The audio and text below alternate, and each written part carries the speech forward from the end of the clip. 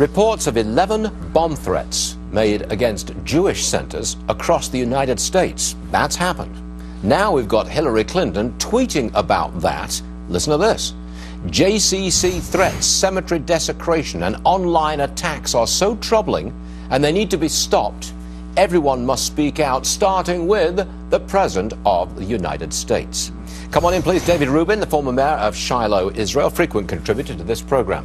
It makes it sound like Mr. Trump's to blame for these attacks on Jewish cemeteries.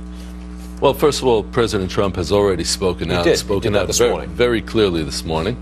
And look, the attacks, we know about the neo-Nazis. We've always heard about that, but we don't even know who these attacks are from. Well, has the Trump administration fostered a feeling of hatred and violence? Because that's the implication from what the left is saying. There is great division in the country, but I don't think that it comes from Trump. It was a very divisive campaign. And I think we need to be talking about the Islamo-Nazis, and we need to be talking about the far-left Nazis, because the main anti-Semitism today is coming from the left and from the Muslims. Okay. Got that? That's something that we tend to ignore. And look, is that the feeling in the Jewish community in America? Well, I think that it should be. I don't know. I know that there are many Jewish liberals who are out there at these ridiculous "I am a Muslim too" rallies. Does that mean that they support jihad? Does it mean that they support holy war against all non-Muslims?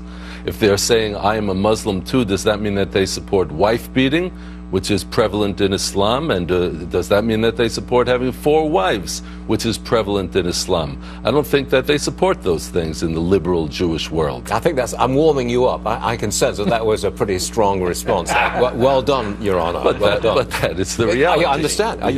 We have to be honest about this. Will you address Melania Trump, First Lady, leading a rally in Florida over the weekend by saying the Lord's Prayer? I thought it was great. You did?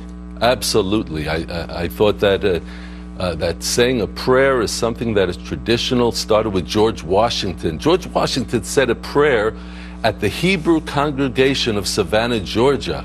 And he said to the congregation of Jews, and he said, "I call on the divine providence to bless these United States of America through this congregation." George Washington understood the book of Genesis, chapter 12, that says, "I will bless those that bless you, and him who curses you, I will curse."